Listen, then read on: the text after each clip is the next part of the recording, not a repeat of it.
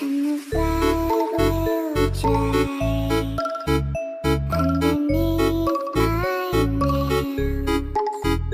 and the wind will rise up to fill my sails. So you can doubt and you can hate, but I know no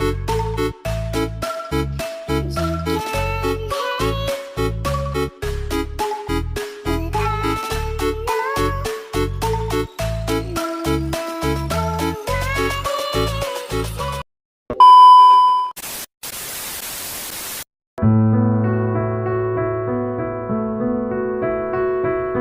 We were both young when I first saw you. I close my eyes and the flashback starts. I'm standing there on a balcony in summer air.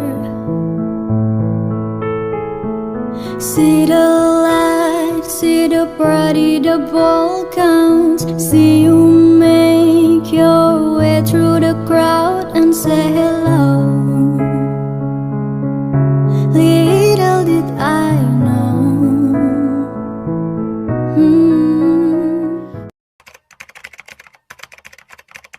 Assalamualaikum warahmatullahi wabarakatuh. Perkenalkan, kami dari kelompok 5 yang akan mempresentasikan hasil diskusi dari kelompok kami mengenai manajemen krisis dan audit manajemen resiko. Untuk itu, perkenankan kami untuk memperkenalkan anggota dari kelompok kami. Yang pertama ada saya sendiri, Mita Indah Safitri, sebagai pemateri pertama. Yang kedua ada Sonia Agustin sebagai pemateri kedua. Dan yang ketiga ada Ahmad Arianto sebagai pemateri ketiga sekaligus penutup. Untuk lebih jelasnya mengenai penjelasan dari materi yang kami paparkan, simak terus video dari kami dan selamat menyaksikan. Baik, langsung saja saya akan menjelaskan materi yang pertama mengenai definisi dari manajemen krisis itu sendiri. Krisis pada dasarnya merupakan titik penentu atau momentum yang dapat mengarah pada kehancuran atau kejayaan, dan arah perkembangan menuju kehancuran atau kejayaan tersebut sangat tergantung pada pandangan, sikap, dan tindakan yang diambil terhadap krisis tersebut. Sedangkan manajemen krisis sendiri adalah respon pertama perusahaan terhadap sebuah kejadian yang dapat merubah jalannya operasi bisnis yang telah berjalan secara normal. Artinya, terjadi gangguan pada proses bisnis normal yang menyebabkan perusahaan mengalami kesulitan untuk mengoptimalkan fungsi-fungsi yang ada, dan dengan demikian dapat dikategorikan sebagai krisis. Kejadian buruk dan krisis yang melanda dunia bisnis dapat mengambil beragam bentuk, mulai dari bencana alam seperti tsunami, musibah teknologi yaitu kebakaran, kebocoran zat-zat berbahaya, sampai kepada karyawan yang mogok kerja. Segala kejadian buruk dan krisis berpotensi menghentikan proses normal bisnis yang telah dan sedang berjalan, membutuhkan penanganan yang segera yaitu immediate dari pihak manajemen. Penanganan yang segera ini kita kenal sebagai manajemen krisis. Materi yang selanjutnya yaitu faktor-faktor penyebab sebuah krisis. Krisis tidak bisa diprediksi datangnya.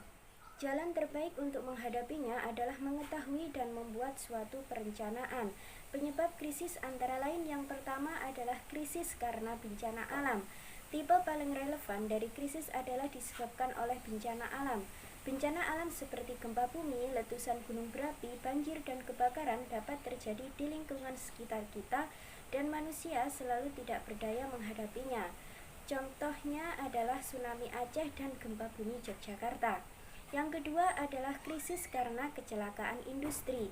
Krisis karena kecelakaan industri cukup bervariasi, mulai dari mesin yang tidak berfungsi sebagaimana mestinya, kebakaran, hingga kecelakaan kerja.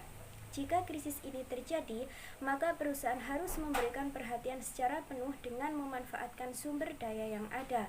Kecelakaan industri yang dapat menyebabkan kematian biasanya menjadi magnet bagi media. Salah satu contoh kasusnya adalah semburan lumpur lapindo yang mengakibatkan ribuan orang kehilangan tempat tinggal maupun kehilangan pekerjaannya. Yang ketiga adalah krisis karena produknya yang kurang sempurna. Dalam bisnis, perusahaan menghasilkan produk yang terdiri dari barang atau goods dan jasa servis. Barang dan jasa juga memiliki potensi krisis. Hal ini mungkin saja terjadi karena produk yang dihasilkan itu cacat atau defek atau kurang sempurna. Walaupun sebelumnya perusahaan telah melakukan riset dan teknik pengembangan produk. Salah satu contoh kasus krisis karena produk yang kurang sempurna adalah konsumen nilai Honda Vario gagal di tahun 2017. Krisis yang keempat yaitu krisis karena hubungan kerja yang buruk. Hubungan kerja yang buruk antara pekerja dan perusahaan dapat menjurus pada krisis yang sangat besar. Krisis ini dapat mengarah pada kondisi tidak terkendali yang serius dalam operasional sebuah perusahaan. Kekuatan pekerja dapat memaksa industri untuk tutup sehingga perusahaan terpaksa bertindak agresif. Hubungan antara pekerja dan perusahaan seharusnya dijaga agar tidak sampai pada level saling merusak. Salah satu contoh krisis karena hubungan kerja yang buruk adalah pada saat karyawan Sampurna demo Raya Rungkut Industri lumpuh pada tahun 2008. Yang kelima yaitu krisis karena kesalahan strategi bisnis. Penyebab utama dari krisis ini adalah perencanaan atau implementasi strategi bisnis yang keliru atau tidak tepat yang dilakukan oleh manajemen. Krisis jenis ini biasanya tidak dapat diprediksi sebelumnya. Hal ini terjadi karena pergeseran pasar mendadak yang tidak diantisipasi oleh manajemen, kegagalan untuk menyesuaikan dengan kebijakan pasar, krisis global yang secara tidak langsung berimbas pada bisnis sebuah perusahaan. Walaupun tidak dapat diprediksi sebelumnya, manajemen harus bertanggung jawab atas krisis tersebut. Salah satu contoh kasus krisis karena kesalahan Enron kurang dari 50 miliar pada tahun 2002. Selanjutnya yaitu yang keenam, krisis karena pergantian manajemen. Kadang-kadang perubahan dalam organisasi dianggap sebagai suatu krisis. Beberapa perusahaan menempatkan CEO mereka sebagai figur penting tidak tergantikan sehingga figur penting yang tidak tergantikan menjadikan sebuah alasan krisis semacam itu tidak perlu terjadi. Berikut contoh krisis karena pergantian manajemen, yaitu pada saat Menteri Perhubungan mengusulkan pergantian manajemen PT KAI pada tahun 2005. Yang selanjutnya yang ketujuh yaitu krisis keuangan.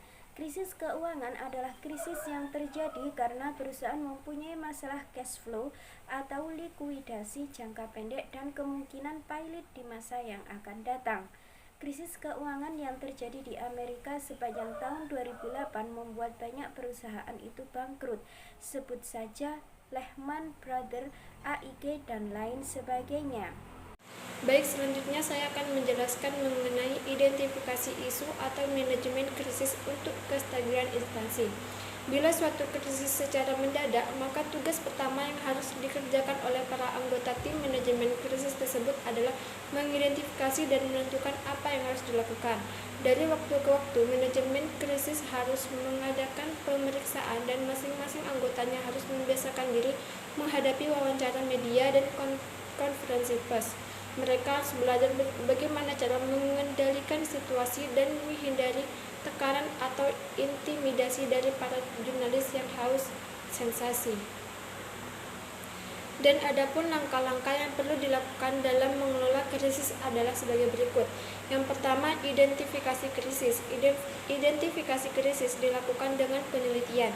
Bila krisis terjadi dengan cepat, maka penelitian harus dilakukan secara informal dan kilat. Harus diusahakan kesimpulan atas identifikasi krisis yang terjadi ditarik pada hari yang sama saat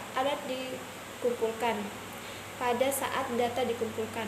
Oleh sebab itulah dibutuhkan praktisi harus yang cakap dan peka dalam mengumpulkan data yang diperlukan. 2. Analisis krisis. Dari data yang telah diperoleh, maka tugas praktisi harus selanjutnya adalah menganalisis krisis yang dilakukan baik secara parsial maupun integral. Dalam tahap ini dibutuhkan kemampuan membaca permasalahan yang baik. Yang ketiga, isolasi krisis. Karena krisis bisa diidentifikasi sebagai penyakit, maka agar penyakit itu tidak menular dan menyebar luas, perlu dilakukan isolasi krisis. Yang terakhir, pilihan strategi. Sebelum mengambil langkah pengendalian krisis, perusahaan perlu melakukan penetapan strategi generik yang akan diambil. Selanjutnya, cara penanganan keluhan dengan bijak. Pelanggan kadangkala kecewa dengan produk dan layanan yang telah Anda berikan. Tentunya, hal ini harus disikapi dengan bijak. Anda dan karyawan Anda harus dapat memberikan solusi yang terbaik agar pelanggan tidak kecewa, bahkan menjadi pelanggan loyal Anda. Berikut beberapa hal yang dapat Anda terapkan untuk menangani keluhan pelanggan. Yang pertama, mendengarkan keluhan dengan baik. Berikan perhatian Anda secara penuh. Jangan mengerjakan hal lain. Tuliskan apa yang mereka katakan pada Anda. Untuk mendapatkan hal-hal yang spesifik, pastikan Anda memahami keluhan mereka. Yang kedua, biarkan mereka berbicara. Jangan menyelah, jangan menjelaskan, mempertahankan diri, atau memberikan penilaian.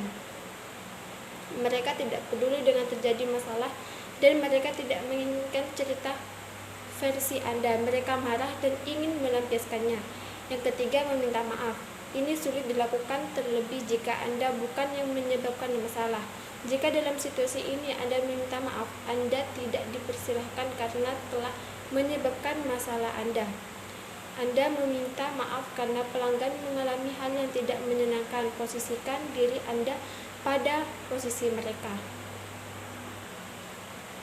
Yang keempat, tanyakan pada mereka bagaimana Anda bisa memperbaikinya. Terlalu banyak karyawan yang tidak menanggapi baik keluhan. Hal tersebut membuat pelanggan lebih kesal jika itu bukan yang mereka inginkan.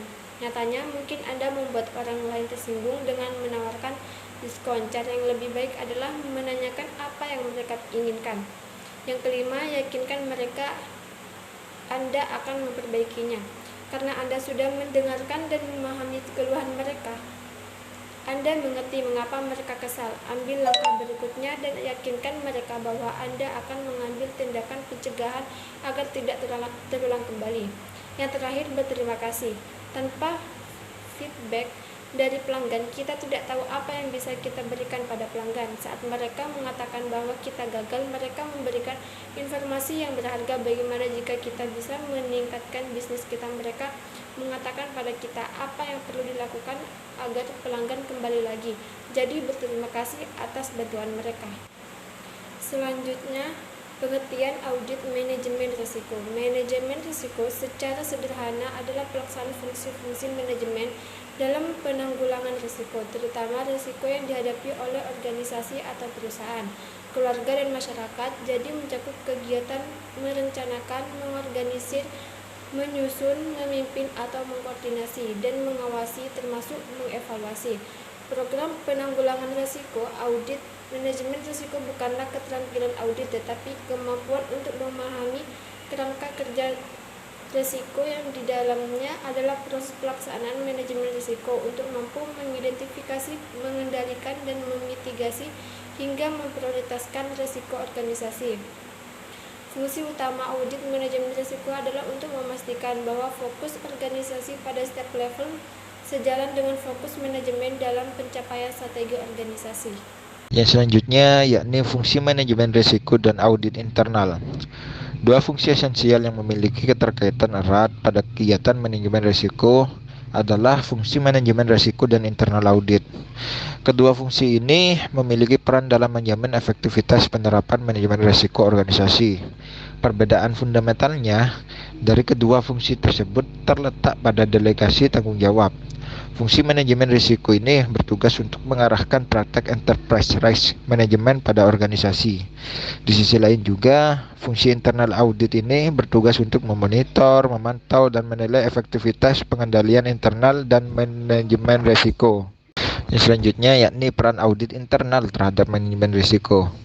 Kegiatan internal audit ini sebagai kegiatan independen yang mendukung pencapaian sasaran organisasi dan aktivitas konsultasi yang dirancang untuk memberikan nilai tambah dan memperbaiki operasi organisasi.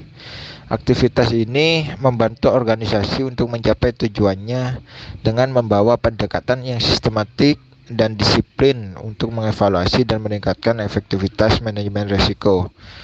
Pengendalian dan proses governance. Tugas inti auditor internal berkaitan dengan manajemen risiko adalah untuk memberikan kepastian bahwa kegiatan manajemen risiko telah berjalan dengan efektif dalam memberikan jaminan yang wajar terhadap pencapaian sasaran organisasi.